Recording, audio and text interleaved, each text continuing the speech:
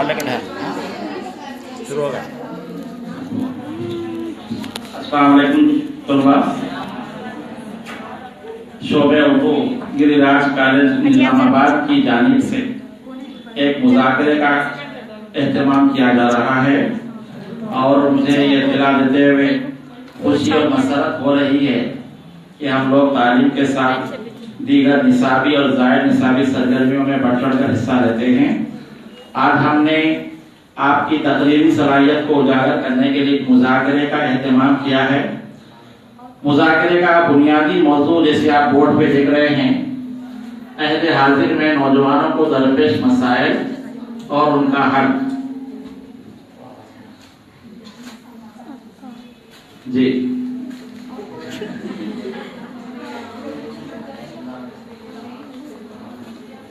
मौजूदा दौर तेज रफ्तार तरक्की का दौर है। 21वीं सदी के आप लोग तालिब इल्म हैं और computer, internet, Facebook, social media और इंफॉर्मेशन टेक्नोलॉजी के दौर में आप लोग जी रहे हैं। जैसे कि आप जानते हैं कि हमारे अक्सर प्रोग्राम टेलीकास्ट भी होते हैं। अभी फेसबुक के जरिए सारी दुनिया में ये प्रोग्राम देखा जा रहा है। तो ये हमारे लिए खुशकिस्मती की बात है कि हमारे कॉलेज का नाम, हमारे शोबे का नाम, हमारे तलबा का नाम सारी दुनिया में पहुंच रहा है फेसबुक के जरिए।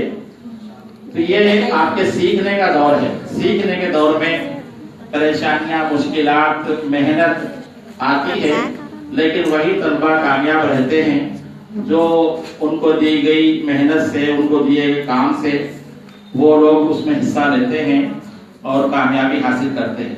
तो हमने कोशिश की थी कि आज के मुज़ाकरे में मुख्तलिफ तलबा को, जो हमारे कॉलेज में बहुत से ज़हीन, अच्छे होनहार तालिब इल्म भी है, तो उनको मुख्तलिफ मौज़ूआत दिए जाएं। देखो, हमारा जो समाज जो भी है इसमें हमको जिंदगी गुजारना है और अच्छे तालिब इल्म, अच्छे नौजवान वही हैं जो मसले को समझें और उसका हल पेश करें और उसको अपने जिंदगी में लेके आए। मेरी अपनी जिंदगी भी एक मिसाल रही है कि जिंदगी में बहुत कुछ मसाइल हमने देखे हैं। सबसे बड़ा सवाल मेरे सामने ये भी था कि उर्दू से पढ़ने से क्या होगा, उर्दू पढ़ने से क्या होगा, उर्दू मीडियम से पढ़ने से या उर्दू में मैंने एमए किया था तो लोग मुझसे सवाल करते थे कि उर्दू से एमए करने से क्या होगा। तो ये सवाल मेरे लिए चैलेंज बन गया। क्या बन गया? चैलेंज। हाँ, तो मैंने सोचा कि भाई उर्दू से जो भी रोजगार का मौका है तो उसे मैं हासिल करूंगा। देखिए, हम अक्सर कहते हैं टॉप की पोजीशन एक ही होती है, उस पे पहुंचना मुश्किल है, उस पे ठहरना भी मुश्किल है, क्योंकि अतराफ से कंपटीशन है। तो बहरहाल अल्लाह ताला ने हमको मौका दिया था तो गवर्नमेंट सर्विस में आना हुआ आपकी खिदमत में। तो ये हम कोशिश करते हैं कि हम जिन दौर से गुजरे हैं कि हमारे तालिब इल्म भी उन तजुर्बात को सीखें और जिंदगी की राहें तय करें। तो हमने मुख्तलिफ मौज़ूआत दिए हैं, जैसे मुस्लिम लड़कियों की तालीम के मसाइल क्या हैं, उर्दू मीडियम से रोजगार के मसाइल क्या हैं, और हमारे पास कुछ तालिब इल्म IAS बनना चाह रहे हैं उसके लिए क्या मसला है, और समाज में और दीगर मसाइल हमारे सामने क्या हैं। तो 2-2 मिनट, 4-4 मिनट में बात होगी। इसमें अगर कुछ सवाल भी हम कर सकते हैं तो ये मुज़ाकरे में क्या है कि जो कुछ टॉपिक है उस पे हम हल की तरफ भी आएंगे, नतीजा। तो आज के मुज़ाकरे के शुरुआत के लिए मैं हमारे कॉलेज की होनहार तालिबा फरजाना बेगम से ख्वाहिश करता हूँ कि वो स्टेज पर आए, अपना तारुफ पेश करें और आपसे मुखातिब करें। वो अपना जो भी तालिब इल्म आ रहे हैं अपना नाम, अपनी क्लास का नाम और आपका टॉपिक बोलें और उसके बारे में है 2-4 मिनट बात कीजिए आराम से आप, उसके बाद कुछ गुफ्तगू करें। जी।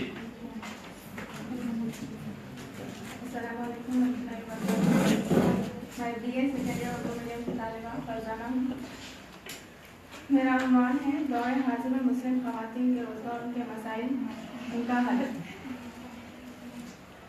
मैं अपनी तकरीर का आगाज़ शेर से करना चाहूँगी कि अंदाज़ बयां गर्चे बहुत शूख नहीं है, अंदाज़ गर्चे बयां बहुत शूख नहीं है, शायद कि तेरे दिल में उतर जाए मेरी बात। पहले तो ये कि जब भी ख़ानदान में लड़की पैदा होती है तो 99.99% लोगों को गम का असर दिखाई देता है लोगों के चेहरे पर। क्यों? क्योंकि लड़की घर की, खानदान की, समाज की इज्जत होती है और तमाम घर वालों की वो तो लाडली होती है, लेकिन इज्जत होती है। और बाहर का समाज ऐसा लोचदार हो गया है कि अगर बाहर लड़की को छोड़ना यानी कि टेंशन और परेशानी, फिक्र, बस यही हो गया। जबकि हमारे वालिद हम पर भरोसा करके यहाँ तक भिजा रहे हैं, पढ़ा रहे हैं, स्कूल से कॉलेज, कॉलेज से फिर डिग्री कॉलेज या फिर मदरसा या फिर हॉस्टल, पूरे 100% भरोसे से यहाँ तक भिजा रहे। अगर वालिदैन का भरोसा ना होता तो हम यहाँ तक आते ही नहीं। इसलिए मैं वालिदैन के लिए भी कुछ कहना चाहूँगी कि वालिदैन हम तमाम की मतलब खुदा और रसूल के बाद जो है वो माँ ही है, जो हम पर इतना भरोसा करती हैं। वालिद और भाई तो रोकते रहते हैं वो इसलिए क्योंकि वो जानते हैं कि समाज कैसा है। हम उन्हें अपना दुश्मन समझते हैं। यहाँ मत बैठो, खिड़की में मत ठहरो, दरवाजे में मत ठहरो, बाहर मत निकलो, ये मत करो, वो मत करो। इसी तरह घर में माएँ सिखाती है ज़्यादा ऐसा मत हंसो, ऐसा मत बैठो, ऐसी बात मत करो। हमें कभी कभी चिढ़ महसूस होती है और कहते हैं कि काश हम लड़की होते हैं, लेकिन अल्लाह का शुक्र है और हमें इस बात की खुशी होनी चाहिए कि हम लड़की हैं, क्योंकि रसूल को भी अल्लाह ने पहले लड़की ही दी थी, ऐसी कि जिसके दम से दुनिया में रोशनी थी, है ना, जिनसे दो हसन और हुसैन दोनों ऐसे चमके सितारे कि हर मजहब व मिल्लत से उनको मोहब्बत है।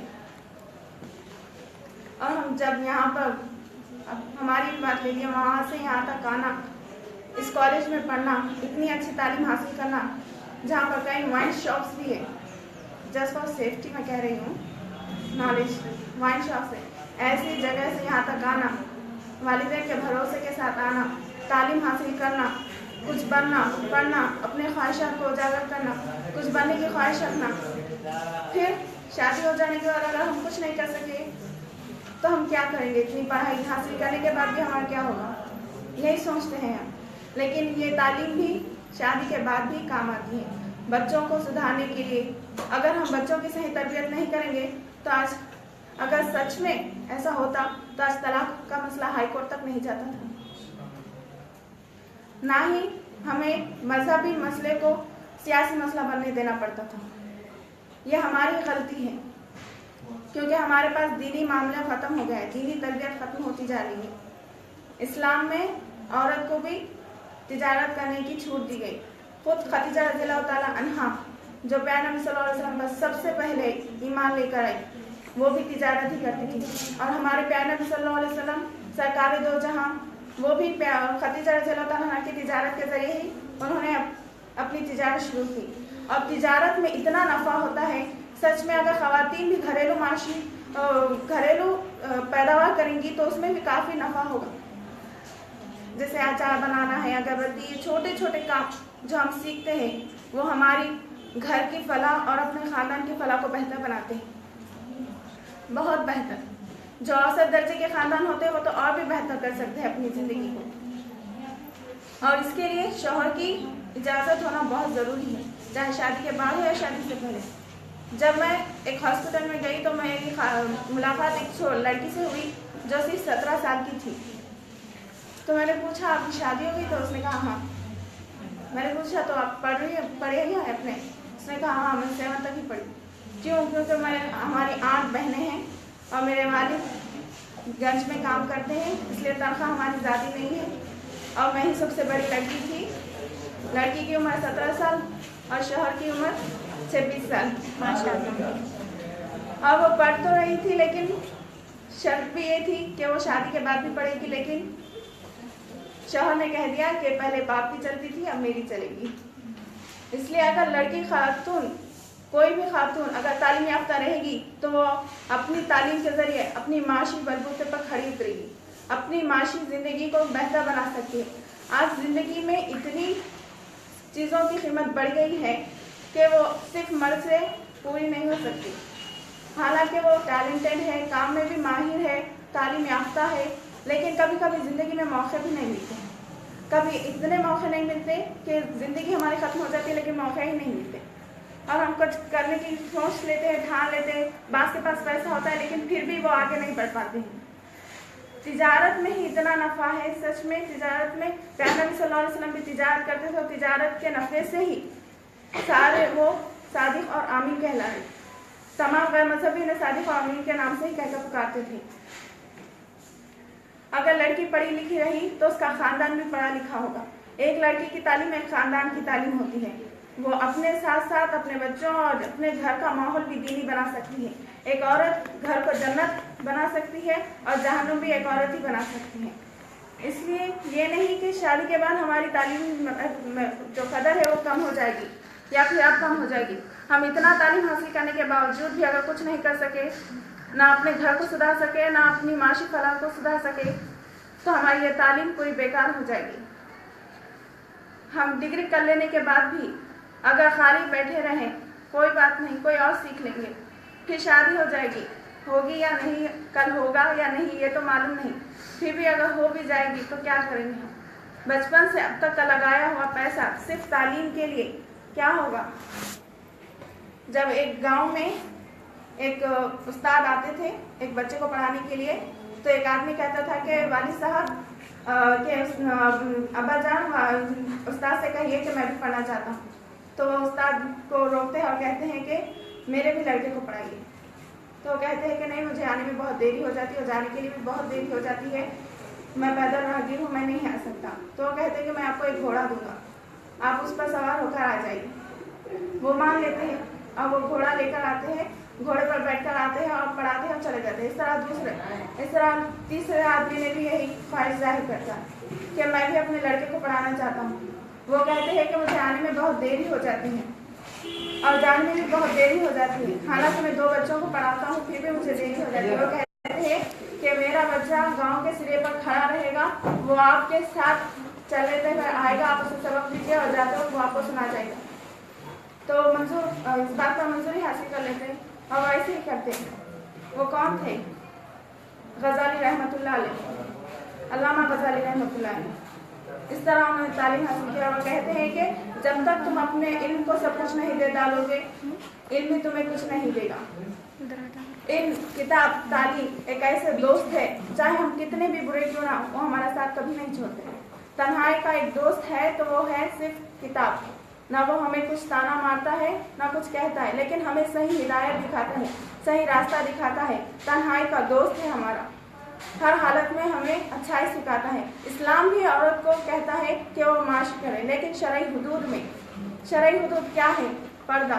ये हमारी राह में रुकावट नहीं, बल्कि ये हमारी आइडेंटिटी है कि हम बता रहे हैं कि हम मुसलमान हैं। This is not a symbol of backward, ये बैकवर्ड की निशानी नहीं है। हमें बताना है कि हीरे अक्सर कान में ही निकलते हैं और वहीं चमकते हैं। और आपसे कुछ सवाल करना चाहे तो कीजिए। तो इनका जो है पूरी तहरीर का निचोड़ ये है कि लड़कियों को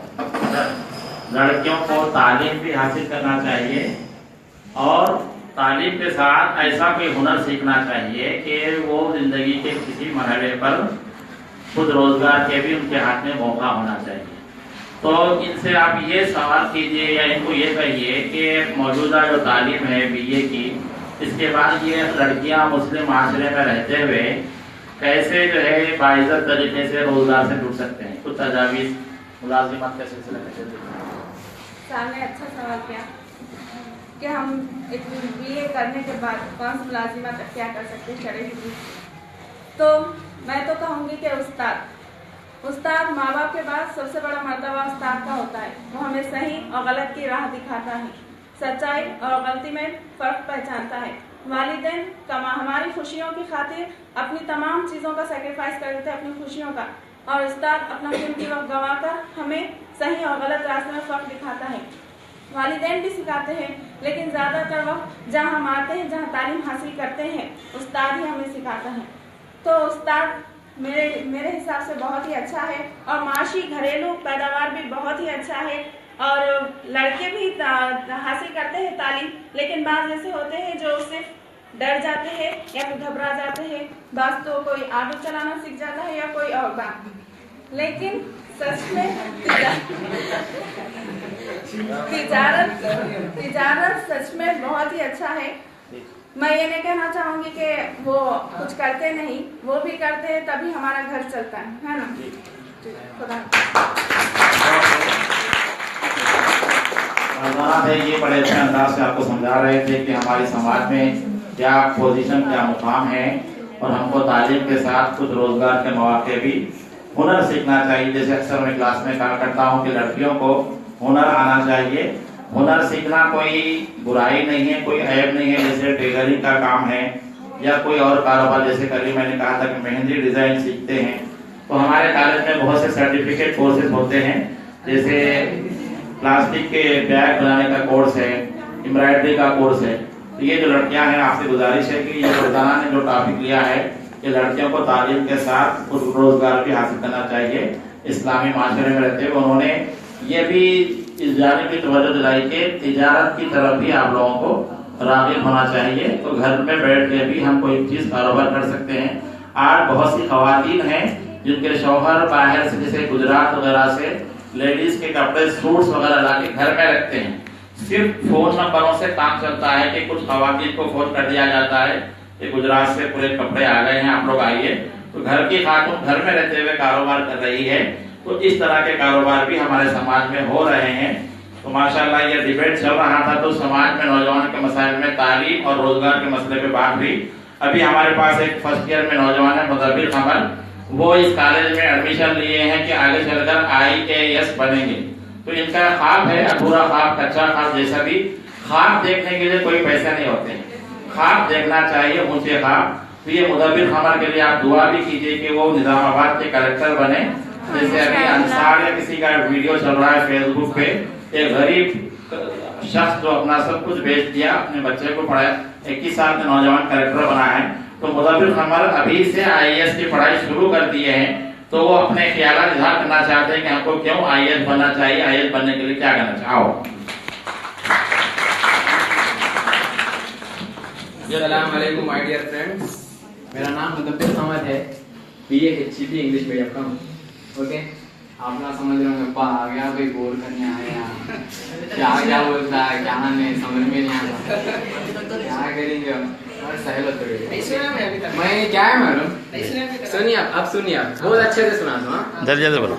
क्या है मालूम, पहली बार हमारे नौजवानों में सॉरी, अरे होता भाई, रुको आप लोग, हमारे नौजवानों में एक बहुत ही बड़ी कमजोरी है। क्या है मालूम आपको, क्या है? एहसास कमतरी। एहसास कमतरी आदमी का खातिल है, ऐसा खातिल जो हमेशा मारते रहता, बार-बार मारते रहता। एहसास कमतरी इंसान का खातिल है। तो वो क्या है मालूम, UPSC बोलते हैं हमारे में ऐसा बोलते मजा, अरे इन्हें बनता, इन्हें IAS ऑफिसर, इन्हें ये बनता, नहीं बन सकता, बेकार है। उससे अच्छा इंजीनियर बन जाता, बाहर चल जाता। 70,000 रुपये आते मेरे को, 80,000 रुपये आते।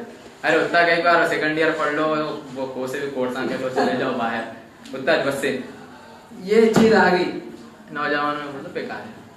तो असल बात क्या है, मेरा टॉपिक है UPSC। ओके, UPSC में बहुत जॉब्स है, उसमें से क्या है IAS, इंडियन एडमिनिस्ट्रेटिव सर्विस, और सेकंड चीज क्या है इंडियन फॉरेन सर्विस IFS, और एक है IPS, इंडियन पुलिस सर्विस। ये बड़े बड़े मेजर सर्विसेज है। ओके, मेजर टॉपिक्स है। तो ये टॉपिक्स, ये चीज़ों में जाना है हम। ओके, तो ये चीज़ों में जाने के लिए क्या है मालूम, अपने को बहुत मेहनत करना चाहिए। सुनने चीज़, इसका की पॉइंट क्या है मालूम, अपने को पहले अखबार बहुत ज़्यादा पढ़नी चाहिए। पहले क्या है, UPSC की तैयारी के लिए पहले अपने को प्रीलिम्स बोल के एग्जाम था, प्रीलिम्स फर्स्ट। ओके, उसमें 2 पेपर है, जनरल स्टडीज और एप्टीट्यूड। ओके, एप्टीट्यूड टेस्ट यानी क्या है मालूम, आपकी काबिलियत का टेस्ट देखते हैं। अगर कोई बंदा है, आया मैं आके स्पीच दे रहा हूँ, कोई नीचे देख रहा, इधर कर रहा, यूं कर रहा, अट्रैक्टिव नहीं हो रहा हूँ, तो समझ जाना नहीं हो रहा अट्रैक्ट, इसमें IAS बनने की खासियत नहीं है। अगर कोई बंदा है आया, पहले चाहते फर्स्ट जो इम्प्रेशन जमा लिया, सब उससे बहुत ज़्यादा अट्रैक्ट हो गए, ये एप्टीट्यूड, ये आपकी काबिलियत है। ये काबिलियत अगर किसी बंदे में आ गई ना, तो समझ जाना वो IAS के थोड़ा सही, थोड़ा। ओके, जनरल स्टडीज में क्या है मालूम, पूरे करंट अफेयर्स जो भी है, अगर आप बहुत सारे PhD कर रहे हैं कोई एक सब्जेक्ट में करते, अगर डॉक्टर है उन्हें सिर्फ और सिर्फ चंद टॉपिक्स पे करता, हाँ ऐसे। तो ये IAS ऐसा है, हर टॉपिक्स में उसको जो उबूरियत हासिल होना पड़ता, हर टॉपिक पे स्ट्रांग होना पड़ता, चाहे वो इकोनॉमिकली रहो या क्या पॉलिटिकली वो रहो, कौन सी भी टॉपिक रहो उसमें स्ट्रांग होना। और एक बात, फर्स्ट जो जनरल स्टडीज है वो स्टडीज में जाने के लिए फर्स्ट एग्जाम होते, वो एग्जाम का मैं आपको डाटा बोलता हूँ, ओके। वो पहले जनरल स्टडीज के लिए अपने को 2 घंटे मिलते, ओके, 2 आवर्स मिलते हैं। उसके बाद उसमें कितने क्वेश्चन देते हैं मालूम? 100 क्वेश्चन देते हैं, 100, और उसके मार्क्स है 200। तो अब मैं इसके बारे में डिटेल्स आपको बोलता हूँ। जनरल स्टडीज में करंट अफेयर्स जो बोला मैं बार, अच्छा करंट अफेयर्स के लिए कौन सी चीज़ बहुत इंपॉर्टेंट है बोलिए? हाँ, नॉलेज नहीं, आप बोलिए। अखबार कौन बोले भाई? सही बोले, चलो अखबार ओके सही है। अखबारों में भी द हिंदू पढ़नी चाहिए, ओके, द हिंदू और इंडियन एक्सप्रेस। ये 2 ऐसे न्यूज़ आए हैं, आपको इंडिया के कोई से भी कोने के डेली मिल जाते हैं न्यूज़ेस। और एक बात IAS के लिए की पॉइंट और एक क्या है मालूम? इंग्लिश में ज़बरदस्त कबूलियत हासिल होना। हमारी और एक एहसास कमजोरी एक ही है, मेरी भी है साथ में, आप लोगों की नहीं, कि इंग्लिश में पीछे है। इंग्लिश लैंग्वेज की बहुत बड़ी टेंशन है यार, कैसा करना। मगर उसमें क्या है मालूम?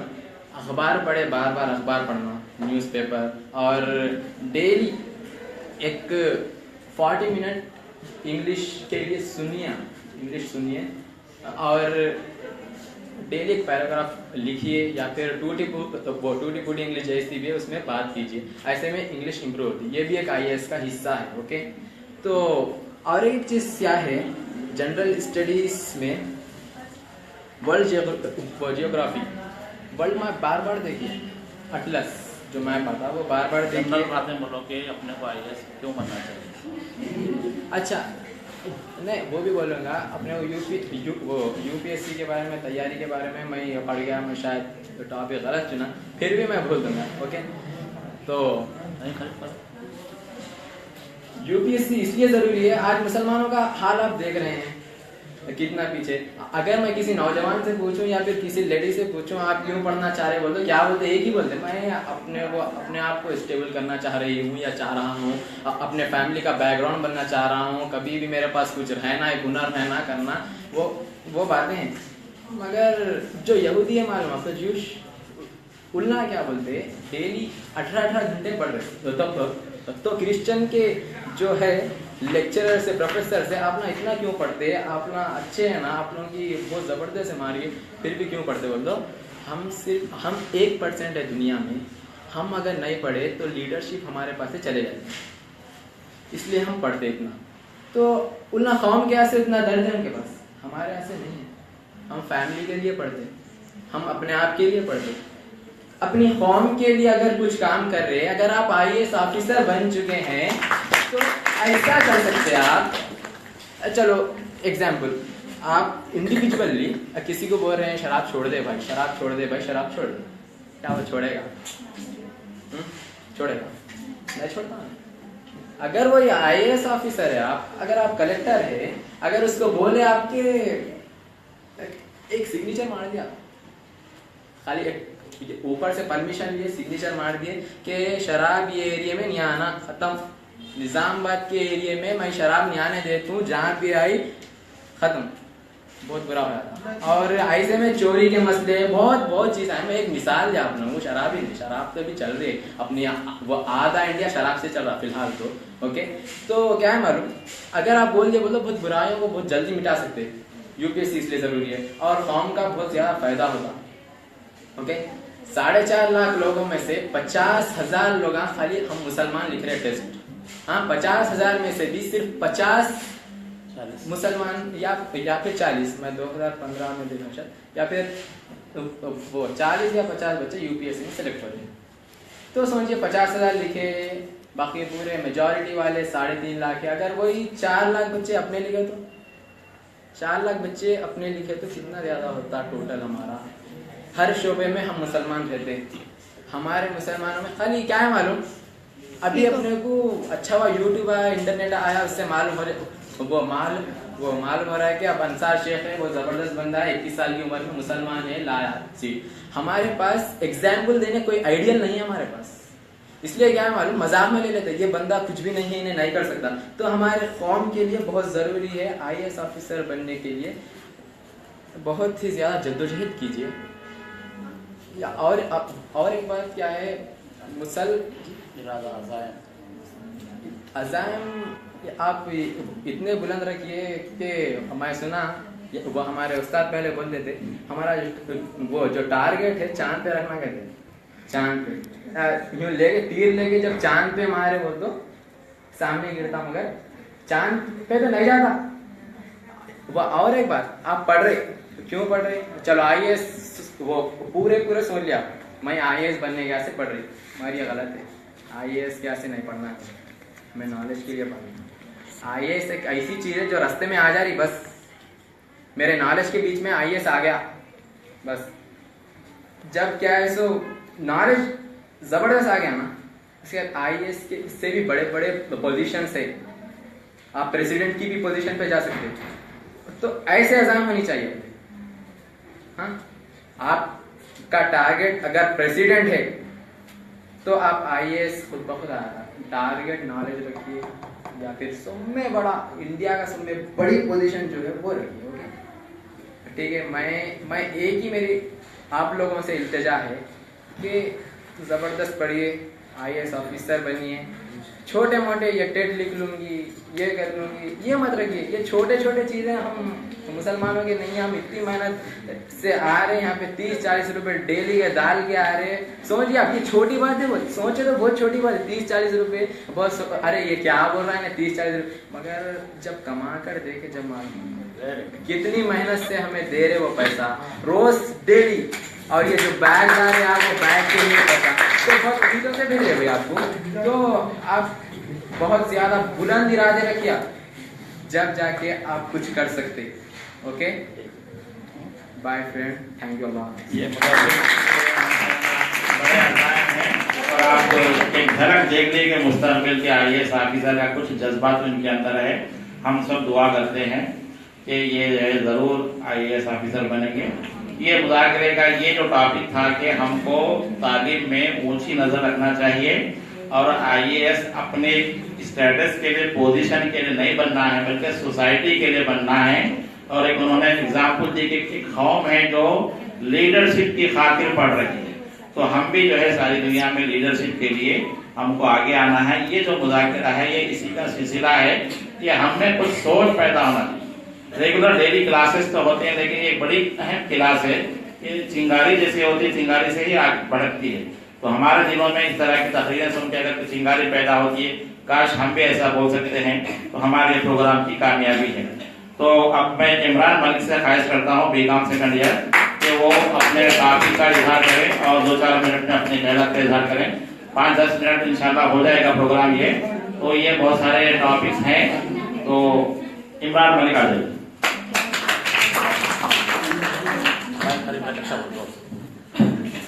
टॉपिक भी बोलो क्या है। अस्सलाम वालेकुम रहमतुल्लाहि व बरकातुहू।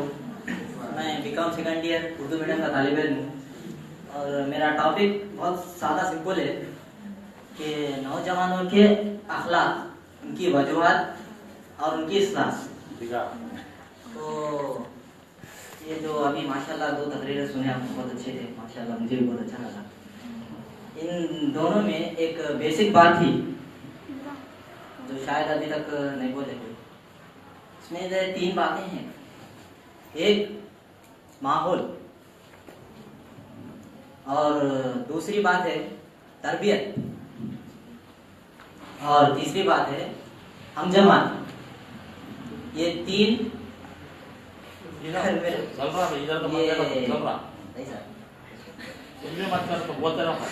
ये 3 बातें जो है, ये किसी भी शख्स की कामयाबी के पीछे ये तीन बातें हैं।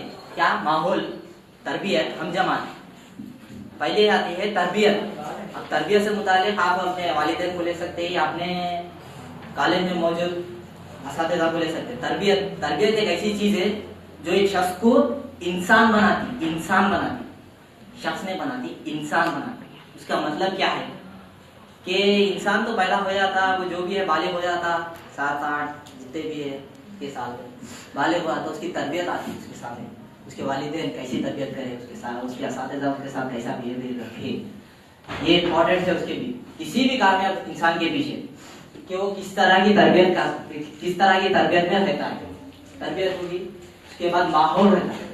अब वो माहौल एक इंसान की ऐसी चीज है जो आजकल लोगों को बहुत जल्दी बिगाड़ दे रहे, कि हमारे माहौल में, हमारे समाज में एक ऐसा माहौल है जो घर से बाहर निकले तो बच्चे का मालूम नहीं है बच्चा कौन सी गलत चीज सीख के आ रहा। ये जरूरी है, कौन सी गलत चीज सीख के आ रहा ये देखता माँ बाप क्या है, चीज सीख रहा लेकिन गलत चीज सीख रहा। ये माँ बाप को क्या है बोलते, एक भरोसा है बच्चे पे, क्यों माहौल वैसा होगा। माँ कोई शरीक नहीं है भाई, जमाने में कोई भी शरीक नहीं है। ये माहौल की वजह से बच्चा जो है वो जैसा भाई बोले ऑटो चला ले रहे, मिस्त्री काम पे चल जा रहे, ये हो जा रहा। उसके बाद आते हैं हम जमात, ये इंसान को बिगाड़ने में बहुत अहम किरदार अदा करते हैं। हम जमात, ये हम जमात कैसे रहते हैं वो शायद आप लोग बखूबी जानते होंगे कि अगर कोई एक पढ़ना चाह रहा, सामने की बेंच वाला पीछे की बेंच वाले उसको क्या करते, पीछे से मारते क्यों पढ़ रहा है भाई, क्यों हम नहीं पढ़ रहे, देख पढ़ के क्या करते थे। ये हमारे सीनियर से हमारे सामने पढ़े, हमारे चले गए हो क्या करें उन्होंने, देख ऑटो चला ले रहा है। ये हंसने की तो काम बात है मगर ये समझने की बात है ना। माहौल हम जमात किस तरीके से रहते, इस तरीके से रहते लोग। तो हमारे जो नौजवानों के जो यहाँ पर लिखा है दरपेश मसाइल और इनका हल, इसमें सबसे बड़ी बात क्या है, बेरोजगारी। ये बेरोजगारी क्या है, इम्पोर्टेंट है। क्या हो रहा उसको सुधारने के लिए क्या होता है। तो अखलाक, अब अखलाक के बारे में तो बोलिए माशाल्लाह। तो हम जमात, माहौल, तरबियत, ये तीन तो कॉमन है किसी भी इंसान को बिगाड़ने में। अगर इंसान इनमें से निकल गया तो कामयाब होगा, वो कामयाबी की तरफ जा रहा है, ये एक बेसिक है। और लेकिन अब मसाइल में अभी नौजवानों के मसाइल क्या है यहाँ पर लिखे, तो उसका भी जरा कर देंगे। मसाइल एक मसले पे बोला अखलाक की बिगाड़ना है, बेरोजगारी बोल रहे सर, चलो बोलो अखलाक की बिगाड़ के अखलाक सोशल मीडिया का गलत इस्तेमाल कैसा हो रहा है। ये नौजवानों में क्या है बोले तो अनपढ़ से अनपढ़ भी स्मार्टफोन चला ले रहा। क्या है बोले तो मेरे पास भी स्मार्टफोन है भाई, लोगों के सामने इंप्रेशन दिखाना है, इतने हजार का है, 11,000 का, 12,000 का, 15,000 का, 20,000 का। ये इंसान, इंटरनेट एक ऐसी चीज है जो इंसान को बहुत जल्दी बिगाड़ देता, बहुत जल्दी बिगाड़ देता। क्योंकि इंटरनेट से जो भी है जनरल नॉलेज, जैसा कि भाई ने कहा, जैसा कि और कुछ दीनी मालूमात, वो तो शायद मेरे हिसाब से कुछ सही मिलते या नहीं मिलते नहीं मालूम, लेकिन वो इंटरनेट जो है वो बिगाड़, सबसे बड़ी चीज है इंसान को बिगाड़ने में इंटरनेट। वो इंटरनेट जो है आजकल के दौर में अहमियत तो बहुत है उसकी, उसकी जरिए काम चलता हमारा। तालियां मत बजाइए भाई, तालियां मत बजाओ। जो है ना अखलाक के जरिए, जो मैं अखलाक मेरा जो टॉपिक है ना, वो टॉपिक के जरिए मेरा जो बात है वो बात पे जरा गौर कीजिए। क्योंकि इंसान को ये अपने दीन जो रहते हैं, हमजमात, माहौल, तरबियत, ये तीन इंसान को मुतासिर करते, अच्छे के काम के लिए भी, बुरे काम के लिए भी। अच्छे काम के लिए भी करते, अच्छे काम के लिए बोलो तो अच्छे हमजमात रहना, माहौल अच्छा रहना, तरबियत अच्छी रहना, इसी से इंसान आगे चल के IAS, प्रेसिडेंट, यहाँ तक कि उन्हें वो क्या बोलना चाहिए, वो गूगल का CEO पिचाई उन्हें बन सकता, नहीं हुआ तो ऑटो वाला भी बन सकता। तो ये मेरी एक मुख्तसर सी तकरीर थी, जरा क्योंकि अगर आपके जहन में कुछ काम लगे तो मेरे लिए बहुत अच्छी बात है। वाखुदाना अल्हम्दुलिल्लाह रब्बिल आलमीन। अल्लाह 3 बातों पे उन्होंने तवज्जो दिलाई कि माहौल अच्छा मिलना चाहिए, सीखने का जमाना है आपका। आप इधर की दुकान में बैठेंगे तो खुशबू आ जाएगी और कहीं गंदगी पे जाके बैठेंगे ऑटोमेटिक गंदगी वो आ जाएगी। गोश्त की मार्केट भी है, इधर की दुकान भी है, और फैसला करना कि हमको कौन से माहौल में रहना है। मस्जिद का माहौल भी है। दूसरी चीज उन्होंने की है कि तरबियत है, असातिज़ा 4 घंटे हमारे साथ है, घर का माहौल है, मस्जिद है, अपने दोस्त अहबाब है, और एक है दोस्त अच्छे होना चाहिए। तो अच्छा दोस्त सेलेक्ट कर लेना चाहिए जिंदगी में। ये इमरान मलिक की बातें भी बड़ी कारामत थी कि नौजवानों को माहौल और तालीम, तरबियत और अच्छी सोहबत होना चाहिए। देखिए एक मखौला है कि हम सुने थे कि पढ़ेंगे लिखेंगे तो होंगे नवाब, खेलेंगे कूदेंगे तो होंगे नवाब। लेकिन बाद के जमाने में, मौजूदा जमाने में खेल को भी अगर प्रोफेशन के तौर पे इख्तियार किया जाता है तो ये मखौला बदल गया है। खेलेंगे कूदेंगे तो होंगे बड़े नवाब। क्या बोले? खेलेंगे कूदेंगे तो होंगे बड़े नवाब। हमारे पास मिसालें हैं कि पीवी सिंधु है और सानिया मिर्जा है लेडीज में, धोनी है, और आपके विराट कोहली है, अजहरुद्दीन है, तेंदुलकर है, साइना नेहवाल है, और निजामाबाद में निशा जरीन है।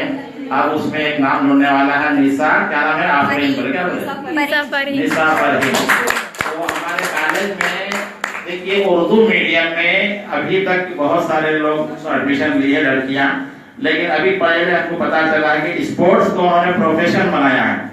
खेल के जरिए वो आगे बढ़ना चाह रहे, तो उनके घर में वालिदैन का, भाइयों का सपोर्ट है, उनके अंदर भी एक जज्बा है कि खेल के जरिए तो वो अपनी जिंदगी के कुछ हालात बयान कर रहे हैं कि मुस्लिम लड़कियों को खास तौर से स्पोर्ट्स का प्रोफेशन अगर इख्तियार करना है तो क्या मसाइल पेश आते हैं, और वो अपने खुद तजुर्बात बयान करेंगे कि वो खुद क्या क्या कर रही है, रोजाना कॉलेज को भी आ रही है। तो आप तालियों की कुछ में उनका इस्तेमाल कीजिए। मिसाल के जरिए कि मुस्लिम लड़कियां भी खेल के मैदान में आगे बढ़ सकती हैं। ये अपना तारुफ भी पेश करेंगे, अब कौन सा खेल है आपका और रोजाना कैसे प्रैक्टिस करते हैं, और बच्चियों को जो है इसमें कैसे हिस्सा लेना। अस्सलामु अलैकुम, मेरा नाम निशा परहीन, बीए फर्स्ट ईयर की स्टूडेंट हूँ, उर्दू मीडियम। सबसे पहले क्या है मालूम, इस स्पीच के लिए मैं प्रिपेयर नहीं हुई थी क्योंकि मेरा टूर्नामेंट है सिर्फ 8 ही दिन बाकी है, तो पूरा माइंड टूर्नामेंट पे लगे आना है।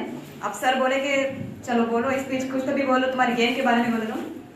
अब खाली कुछ भी दिमाग में जमा ही नहीं, देखो कुछ ऐसा बोलना, कुछ एग्जाम्पल्स यूज करना बोल के पहले ही इसलिए आप लोगों को बोल दे रही क्योंकि हंसते हो तुम लोग। इसलिए फर्स्ट क्या मेरा टॉपिक क्या है मालूम, मुस्लिम गर्ल्स और स्पोर्ट्स, मुस्लिम लड़कियां और स्पोर्ट्स हैं। हम क्या है मालूम, मुसलमान हैं, उसके ऊपर से लड़कियां हैं, पीछे हट जाते, बुर्के के पीछे हट जाते। बुर्का पहनना नहीं पहनना बोल के मैं नहीं बोल रही, पहनो, लेकिन स्पोर्ट्स की फील्ड में भी आगे नहीं करने की कोशिश करो। हम एजुकेशन के साथ हमको स्पोर्ट्स जरूरी है। क्यों मालूम, स्पोर्ट्स में अगर हम रहे, आगे बढ़ गए ना, रातों रात एक स्टार बन जाते, सितारा बन जाते। हम सोचते भी नहीं कि हम कहां पर पहुंचेंगे। पीवी सिंधु को कल तक कोई भी नहीं पहचानते थे, लेकिन एक ओलंपिक में सिर्फ उन्हें सिल्वर मेडल मारी, पूरी दुनिया पे छा गई, सब पहचान रहे। बच्चा बच्चा पीवी सिंधु की एक मिसाल ले रहा, क्यों कोई भी नहीं पहचानते थे उसको, लेकिन उन्हें स्पोर्ट्स में इतनी मेहनत करी। बचपन से बहुत मेहनत करना पड़ता है, स्पोर्ट्स की फील्ड में निकलना है आगे तो मेहनत करना ही पड़ता। इतनी मेहनत रहती, हमको नानी याद आ जाती हमारी। उस टाइम पे जब हम मेहनत कराते ना, तो हम अपने कोच को गालियां दे लेते, बहुत कुछ बोले थे, क्योंकि मैं उसमें हूँ, मैं बोल लेती। अब जिस दिन ज्यादा प्रैक्टिस हो गई, अरे बाप इन लोग क्या है, ऐसा सब बोल लेते, मैं बोल के नहीं।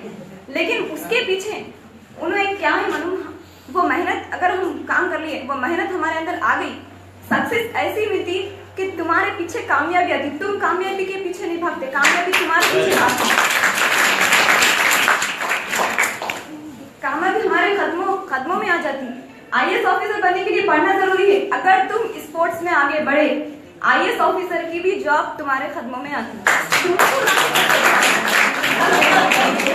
तुम्हारे पास पढ़ना सही पढ़ना नहीं, आईएएस बनने के लिए भी स्पोर्ट्स के साथ साथ तुम्हारा एजुकेशन होना जरूरी है। अगर तुम अंगूठा छाप है, आईएएस ऑफिसर कुछ भी नहीं कर सकते, तो साइन करने की जरूरत पड़ती है। अंगूठा तुम्हारे तो वहां पर चले आता, सब कुछ भी फायदा नहीं होता। स्पोर्ट्स में भी है ना, पढ़ना भी साथ में, दोनों को एक साथ हैंडल करना बहुत मुश्किल की बात है, क्योंकि मेरे पर गुजर रही है।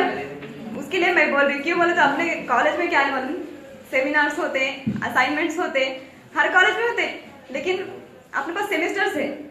अब मैं अटक गई बीच में आके, मालूम मेरी मिसाल क्यों ले रही बोले तो मेरा मकसद ही आप लोगों के अंदर शौर पैदा करना स्पोर्ट्स के लिए बोल के, क्योंकि अपने कॉलेज के बच्चे बहुत टैलेंटेड है, हर किसी के अंदर टैलेंट कूट कूट के भरा हुआ होता है, बस उसको ढूंढने की अपने को जरूरत पड़ती है, जो हम नहीं ढूंढ रहे। आप ढूंढना हमारे अंदर क्या टैलेंट है, हर लड़की के अंदर, हर लड़की बोल के नहीं सबके अंदर टैलेंट रहता, बस उसे सिर्फ हमको खोजने की जरूरत पड़ती, ढूंढे तो मिल जाता। कोई ना कुछ करते, कोई कबड्डी में फास्ट रहते, कोई, अब मेरा स्पोर्ट्स है वुशु, उसमें तलवार घुमाना रहता, लॉन्ग जंप्स देना रहता। पहले नहीं सोची थी, मैं डरती थी वेपन को देखे, कैसा करते हुए अगर कट गया कुछ हुआ तो अपने ऊपर आता बोल के, लेकिन पहले बहुत कट गए, हाथा करते थे, पैरों को मारना लगते थे, खून निकलता था। अब आदत हो गई, मार भी लगा तो थोड़ा है चलो कुछ भी नहीं होता बोल के लाइट लगे कर लेते, हर चीज को लाइक हमारे अंदर एक ऐसी ताकत पैदा हो जाती, दिखने को दिखते दुबले पतले, लेकिन किसी को मारे ना उन्हें जमीन की धूल चाट लेता।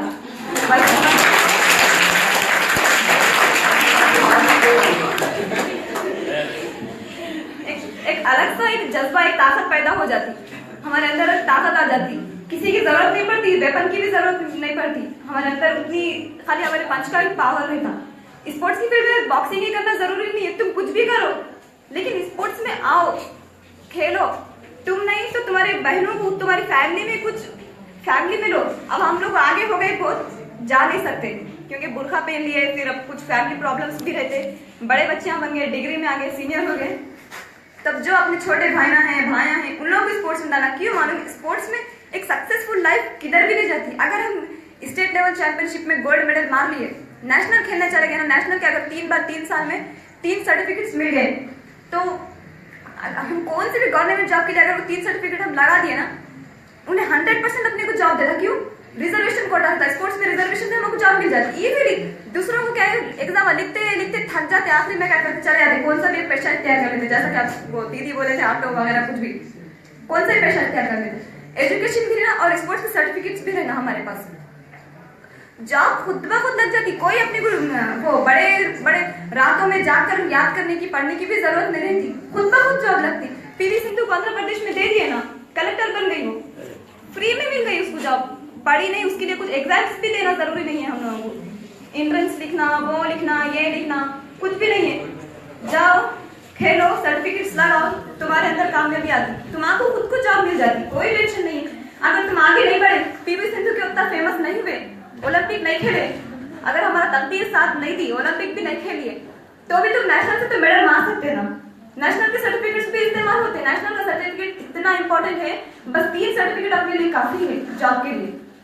मैं सेल्फिश हूँ, बहुत सेल्फिश हूँ, क्यों मालूम, मुझे पहले बहुत ना बोले, क्या यार तुम लड़की रह गए, स्पोर्ट्स में क्यों गए, मेरी आप लोग तो नहीं है, लेकिन दूसरों के लिए ऐसा नहीं बोला, स्पोर्ट्स की फील्ड बहुत अच्छी है। मैं उन लोगों को समझी, अब जो समझे थे, मेरे फ्रेंड्स थे, बहुत थे, नहीं करना गलत है, तुम गलत ट्रैक पे चले गए बोल के बहुत फ्रेंड्स बोले, लेकिन मैं उनको आंसर दे दी वो टाइम पे। अब वो खामोश है, उसके लिए सॉरी भी यहाँ पर होंगे कुछ लोग। स्पोर्ट्स में रहो, तुम्हारे, मैं जब जैसा बोली ना, कामयाबी के लिए आपको नहीं भागना, अपने पीछे कामयाबी आना। वो कुछ एग्जाम्पल था, देखो, पैसे के पीछे आपको नहीं भागना, पैसा अपने पीछे भागना बोलते हैं ना, उसके लिए ये मैं जवानी खाली ठहरे अब क्या है, तुम कौन से मरहलों से गुजरे, क्या है बचपन से, कब से? मरहले में तो कुछ भी नहीं था, देखो बचपन से कुछ भी नहीं था, खाली पढ़ना बोल के था, मुझे भी लेक्चरर बनना बोल के था जूनियर कॉलेज की, लेकिन भैया और लोग मेरे फैमिली में स्पोर्ट्स की फैमिली है, हमारे दादाजान भी यही गेम खेलते थे। गेम बोलता हूँ, वो वुशु में नहीं थे, उनके टाइम पे वुशु था भी नहीं, अभी आया वो, मेरे गेम का नाम वुशु है। तो हमारे दादाजान वेपन, वो मतलब तलवार घुमाते थे, उनको देख के थोड़ा सा था घुमाना बोल के, लेकिन डर लगता था। भैया और फिर बॉक्सिंग में गए, पूरी फैमिली, अब हमारे स्पोर्ट्स की फैमिली बन गई समझो, छोटा भाई भी बॉक्सिंग में है, बड़े भैया भी है, उन्होंने लेके जाके एडमिशन कराया। कब कराया, मैं 10th में थी जब, तो कुछ भी स्पोर्ट्स के बारे में मुझे नहीं मालूम था। 10th हो गया, 10th का रिजल्ट आ गया, पास निकल गए, माशाल्लाह अल्लाह का करम था। तो उसके बाद भैया लेके जाके एडमिशन कराते वक्त इतनी डिफिकल्टी होती थी, घर के बाहर स्पोर्ट्स का ड्रेस पहन के जाना तो अच्छा नहीं दिखता था, क्योंकि हम बचपन से घरों के अंदर बैठ के दीवार चले करते थे। कुछ भी बोल रही, आप तुम ना हंसो, कुछ भी समझो, बोलने का अंदाज वैसी छे, देखो मेरा स्पोर्ट्स की फील्ड है ना, अंदाज अलग रहता। और क्या है मैडम, बहुत तकलीफ होते, कुछ फैमिली प्रॉब्लम्स भी रहते, फैमिली वाले भी अपने को बोलते, लेकिन फैमिली में भी अपन शोर पैदा करना स्पोर्ट्स के लिए कि स्पोर्ट्स करते ऐसा है वैसा होता ऐसा होता बोल के सबको बोलना, स्पोर्ट्स में आने की कोशिश करना।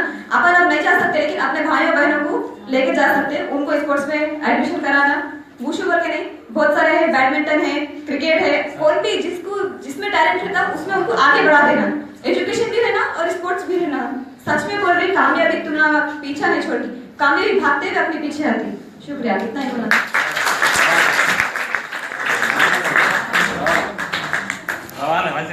जी हाँ, एक इराक की टीम आई थी, कहाँ पे बोल तो जो बास्केटबॉल है उसका वर्ल्ड कप था सर, तो उसमें क्या है खाली क्या हिजाब में थे मुसलमान औरतें, तो हिजाब बोल तो बुर्का नहीं, सिर्फ हिजाब इतना क्या हाँ सुनिए आप सुनिए, तो उन लोगों को पूरा हाफ स्कर्ट पहनने के लिए मजबूर किया करे, तो वो टीम वापस चले गई। तो ऐसे हालात में, ऐसे चलते हुए हालात में क्या करनी चाहिए खवातीन? हिजाब में रहते हुए स्पोर्ट्स कैसे हम गवर्नमेंट की हेल्प लेना, क्योंकि ऐसा नहीं है कि कोई लॉ नहीं है कि तुम हिजाब विदाउट हिजाब के तुम स्पोर्ट्स में आना, कोई भी नहीं बोलते, कोई भी कुछ भी नहीं बोलते।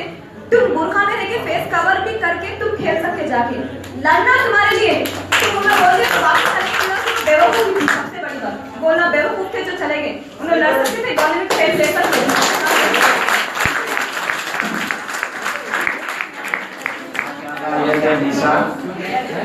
आज मालूम हुआ कि हमारे कॉलेज में कैसे कैसे टैलेंट वाले आ गए हैं, तो अब हमको कोई पीछे नहीं कर सकते। अगली बार जो है निशा को आपके लिए ब्रेन वॉशिंग के लिए पूरा 1 घंटे का मौका देंगे, ताकि वो लड़कियों में जोश व जज्बा पैदा करने के लिए एक सेशन तहरीर करे। अभी जो डिबेट चल रहा था, एक बड़ी अच्छी बात है कि निजामाबाद में जैसे निखत जरीन का नाम आपने सुना है, तो आज निशा ने अपने आप को खुद इंट्रोड्यूस कराया कि उनके अंदर 2 टैलेंट है। एक तो स्पोर्ट्स है, वो खेल रही है, वुशु चैंपियन है, स्टेट चैंपियन है, नेशनल्स के लिए जा रही है, उनके लिए एक मरतबा ताली मार दीजिए। और दूसरी अहम बात है कि उनके अंदर बोलने का हुनर है। अब हमारे कॉलेज में 200% मसला यही है, 100% नहीं 200%। तो आपके अंदर जो डर भय जो परेशानी है उसको दूर